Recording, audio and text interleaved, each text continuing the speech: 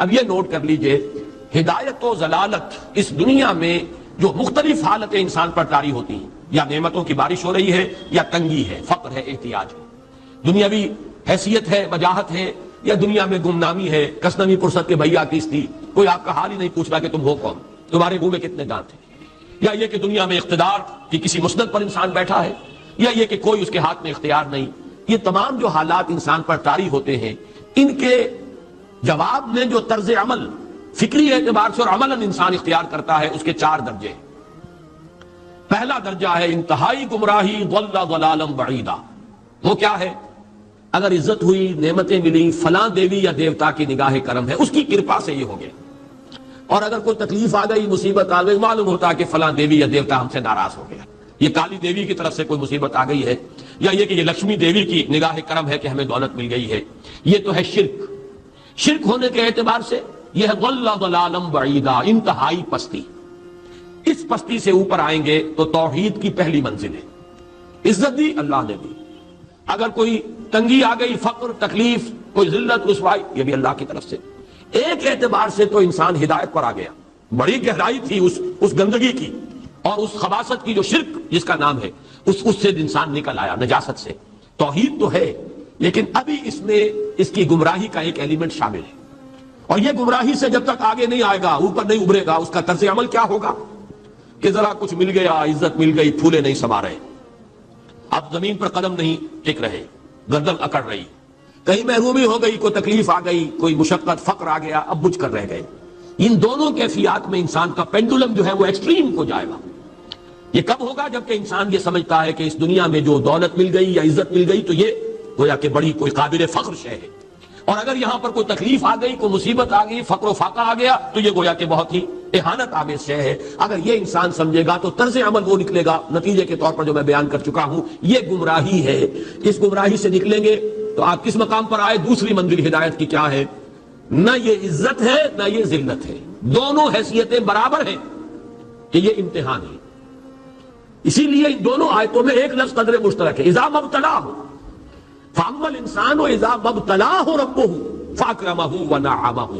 یہ بھی ایک ابتلا ہے، آزما رہا ہے اللہ، کبھی وہ دے کر آزماتا ہے، کبھی چھین کر آزماتا ہے، کبھی فقر و فاقہ سے آزماتا ہے، کبھی وہ کثرت دولت اور کثرت مال سے آزماتا ہے، کبھی وہ صحت دے کر آزماتا ہے کہ یہ قوت اور توانائی اور صحت جو میں نے دی ہے یہ اس میں کیا کرتا ہے، کبھی وہ مرض کے ذریعے سے آزماتا ہے کہ صبر کرتا ہے کہ نہیں کرتا۔ ہمارے لیے شکوہ اور شکایت تو اس کی زبان پر نہیں آ جاتی، نالا اور شیون تو نہیں آ جاتا، تکلیف جھیلتا ہے کہ نہیں جھیلتا، اس میں تحمل ہے کہ نہیں ہے، تو صبر کرتا ہے یا شکر کرتا ہے۔ یہ دونوں کیفیات در حقیقت اس اعتبار سے مساوی ہے، یہ بھی امتحان، یہ بھی امتحان۔ یہ حقیقت جب سامنے ہوگی اب وہ پینڈولم جو ہے وہ بہت کم ہو جائے گا، یعنی انسان میں طبعی طور پر تو ایک اثر ہوتا ہے غیر اختیاری، کسی چیونٹی نے کاٹا آپ کے پاؤں پر، آپ اپنا پاؤں ہٹا لیں گے، اس میں کوئی ارادہ نہیں، یہ ریفلیکس ایکشن ہے، غیر اختیاری فعل۔ اس حد تک تو انسان ضرور متاثر ہوتا ہے، اس سے تو کوئی انسان جو ہے وہ ملنتر نہیں ہو سکتا۔ حضرت ابراہیم رضی اللہ تعالیٰ عنہ، حضور کے وہ نومولود فرزند، انتقال جب ہو رہا تھا آپ کی آنکھوں میں آنسو آ گئے۔ اب یہ ایک طبعی اثر ہے، ایک فعل ہے، انفعالی کیفیت ہے جو بالکل طبعی ہے، لیکن یہ نہیں کہ اس کی وجہ سے انسان کی زبان پر کوئی شکوہ آ جائے، کوئی شکایت آ جائے، یہ نہیں ہوگا، یہ ایمان کے منافی ہے۔ اسی طریقے سے اگر کوئی خوشی ہوئی ہے تو چہرے کے اوپر ایک نکھار آ جائے گا، تبسم آ جائے گا، اس سے زائد نہیں۔ اس حد تک تو یوں سمجھیے کہ انسان کا طبعی تقاضا ہے۔ اس سے زیادہ یہ پینڈولم اگر سوئنگ کر رہا ہے تو گویا کہ اس حقیقت سے انسان محجوب ہے کہ یہ بھی امتحان ہے، یہ بھی امتحان ہے، جو ہم سورہ حدید میں پڑھ چکے ہیں۔ ما اصاب من مصیبت فی الارض ولا فی انفسکم الا فی کتاب من قبل ان نبراها ان ذلک علی اللہ یسیر لکی لا تعصوا علی ما فاتکم ولا تفرحوا بما آتاکم۔ اللہ تمہیں کچھ دے تو اتراؤ مت، اللہ تم سے کچھ چھین لے تو اس کے اوپر افسوس مت کرو۔ یہ نتیجہ ایمان کا نکلنا چاہیے۔ اگر تمہیں ایمان ہے اللہ پر، اگر تمہیں یقین ہے کہ جو کچھ ہوا ہے اللہ کے اذن کے بغیر نہیں ہوا، اگر تمہیں یقین ہے کہ اللہ نے جو میرے لیے طے کیا ہے اس میں میرے لیے خیر ہی ہے، چاہے فی الحال فی الوقت فوری طور پر مجھے ناگوار محسوس ہو رہی ہے بات، لیکن یقیناً میرے لیے اس میں خیر ہے میرے رب کی طرف سے، کہ ہر کے ساتھ یہ ماریخ عین الطاف۔ ہم تو شارٹ سائٹڈ ہیں، ہم دیکھ نہیں سکتے کسی شے کو، ہم اس کے ظاہر کو دیکھ کر گھبرا اٹھتے ہیں کہ یہ تو تکلیف آ گئی، کیا پتا اسی کے پردے میں اللہ کی رحمت آ رہی ہے۔ میں نے وہ رئیس امروہوی کے اشعار آپ کو کئی دفعہ سنائے ہیں۔ وہ وقت آیا کہ ہم کو قدرت ہماری سعی و عمل کا پھل دے، بتا رہی ہے یہ ظلمت شب کہ صبح نزدیک آ رہی ہے۔ ابھی ہے کچھ امتحان باقی، فلاکتوں کے نشان باقی، قدم نہ پیچھے ہٹے کہ قسمت ابھی ہمیں آزما رہی ہے۔ رئیس اہل نظر سے کہہ دو کہ آزمائش سے جی نہ ہارے، جسے سمجھتے ہو آزمائش وہی تو بگڑی بنا رہی ہے۔ اسی آزمائش سے تو بگڑی بنے گی، اسی سے تو تمہارا خیر جو ہے اجاگر ہوگا، سامنے آئے گا، پتہ چلے گا who's who, what is what۔ ابو بکر میں کتنا یقین اور ایمان تھا، یہ کیسے معلوم ہوگا؟ کیسے معلوم ہوگا کہ بلال میں کتنا سہار، کتنا تحمل تھا، کتنا صبر تھا، اگر وہ مصیبت ان پر نہ آتی کہ جو امیہ ابن خلف کے ہاتھوں ان پر قیامت ٹوٹ رہی تھی۔ تو یہ ساری چیزیں جو ہے ما اصاب من مصیبت فی الارض ولا فی انفسکم الا فی کتاب من قبل ان نبرأ ان ذلک علی اللہ یسیر لکی لا تعصوا علی ما فاتکم ولا تفرحوا بما آتاکم واللہ لا یحب کل مختال فخور۔ اگر اس حقیقت سے محجوب ہو جاؤ گے تو پھر اختیال اور فخر اور گھمنڈ پیدا ہو جائے گا تمہارے اندر، یا دوسری طرف مایوسی، کمر ہمت ٹوٹ کر رہ جائے گی، خودکشی کرنے کو انسان آمادہ ہو جاتا ہے، ذرا کوئی ناکامی دنیا میں آ گئی، کوئی تکلیف آ گئی۔ یہ ہے در حقیقت تیسری منزل، ہدایت کی دوسری سیڑھی۔ پہلا کیا تھا؟ دیہات ضل ضلالا بعیدا، کوئی خیر مل گیا تو کسی دیوی کی نگاہ کرم، کوئی تکلیف آ گئی تو کسی دیوتا کی ناراضی، یہ تو ہے ضل ضلالا بعیدا۔ اس سے اوپر آئے، یہ پہلی سیڑھی ہدایت کی ہے۔ عزت ہے تو اللہ کی طرف سے، اور اگر کوئی ذلت ہے، تنگی ہے تو اللہ کی طرف سے۔ یہ ہدایت کا آغاز ہو گیا، یہ توحید کی بنیادی منزل ہے۔ اس سے اگلی منزل، یہاں کی ذلت ذلت نہیں، یہاں کی عزت عزت نہیں۔ ذالک یوم التغابن، ہار اور جیت کے فیصلے کا دن تو قیامت کا دن ہے۔ وہاں معلوم ہوگا جس کو اسروں عزت ملی وہ عزت والا ہے، جو اسروں ذلیل ہو گیا وہ ذلت والا ہے۔ یہ تو امتحان ہے، دارالامتحان ہے۔ خلق الموت والحیات لیبلوکم ایکم احسن عملا، یہ تو دارالامتحان ہے۔ امتحان ہونے کے ناطے دونوں برابر ہیں۔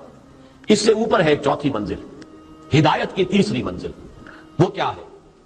عام طور پر انسان یہ سمجھتا ہے کہ یہ جو آزمائش ہے تنگی کی اور فقر و فاقہ کی، یہ سخت تر آزمائش ہے، اور نعمتوں کی بارش ہو تو یہ آسان آزمائش ہے۔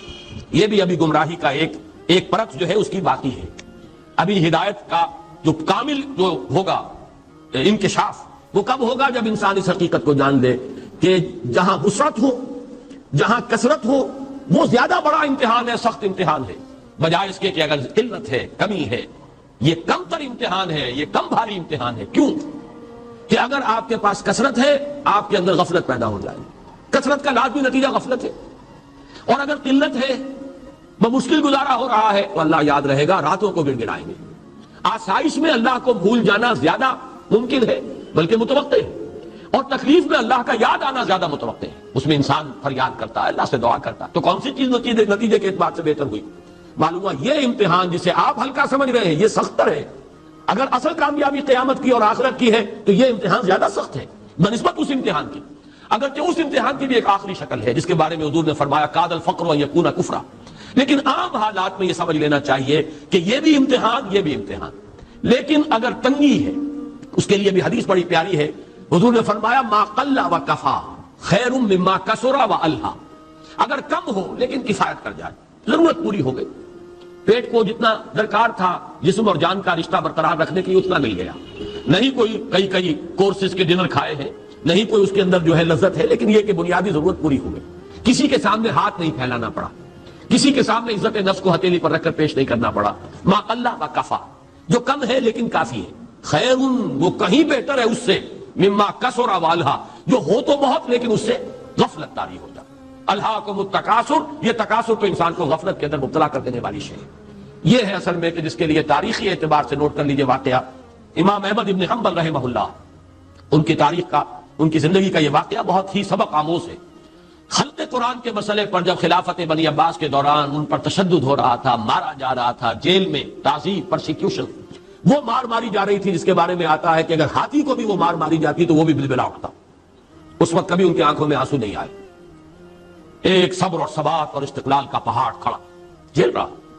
پھر وہ حکومت تبدیل ہو گئی، اب وہ جو خلیفہ وقت ہے وہ خود اس مسئلے میں ان کے ہم خیال ہیں، اب انہیں جیل سے تو نکال دیا گیا۔ اس کے بعد یہ کہ ایک وقت آتا ہے کہ دارالخلافہ سے اشرفیوں کی ایک تھیلی لے کر ایک شخص آتا ہے کہ یہ خلیفہ نے آپ کو ہدیہ بھیجا ہے، نذرانہ ہے، اس پر رو پڑے اور یہ عرض کیا بارگاہ خداوندی میں، پروردگار میں اس آزمائش کے قابل نہیں ہوں، یہ آزمائش کہیں سخت ہے، یہ سنہری آزمائش، رو پہلی آزمائش، اس کو ریزسٹ کرنا جو ہے، ٹیمپٹیشن کو ریزسٹ کرنا، یہ کہیں مشکل ہے اس پرسیکیوشن اور اس تشدد کو برداشت کرنے سے۔ تو یہ خاص طور پر یہ نمایاں نشان ذہن میں رکھیے۔ تو ان آیات میں کہ جو نہایت اہم ہے یہ دو آیتیں قرآن مجید کی، بظاہر سوال آتا ہے کہ اس میں حرج کی کون سی بات ہے؟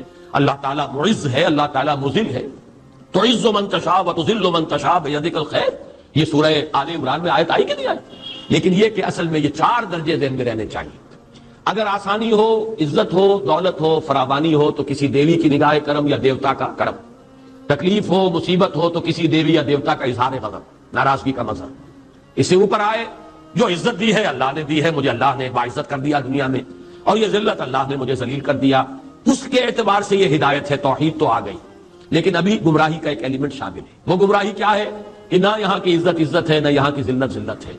وہ جو بھی سردی گرمی اور نرمی سختی، ان تمام کو جو ہے وہ برابر رکھو کہ دونوں جو ہے یہ آزمائش کی کیفیتیں برابر ہیں. یہ ہو گئی گویا کہ اس سے ایک درجہ بلند.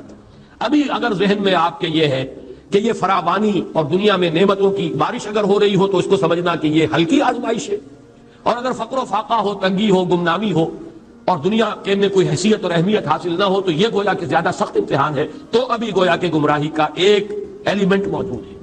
حقیقت منکشف ہوگی جبکہ یہ بات واضح ہو جائے کہ یہ امتحان جو ہے نعمتوں والا امتحان یہ سخت تر ہے، اور فقر اور احتیاج والا امتحان یہ نسبتاً آسان ہے. اس میں اللہ کی طرف رجوع کی توقع زیادہ ہے، اس میں غفلت کا اندیشہ زیادہ ہے.